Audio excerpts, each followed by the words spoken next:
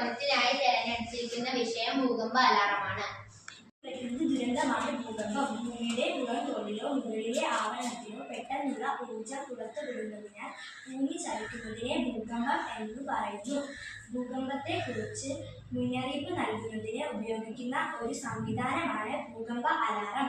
ഭൂകമ്പത്തിന്റെ ആരംഭം മുതൽ അത് ഒരു പ്രദേശത്ത് എത്തുന്നതുവരെയുള്ള സമയം ഉപയോഗിച്ച് ഭൂകമ്പത്തെക്കുറിച്ചുള്ള മുന്നറിയിപ്പ് നൽകുവാൻ ഈ സംവിധാനം ഉപയോഗിക്കുന്നു.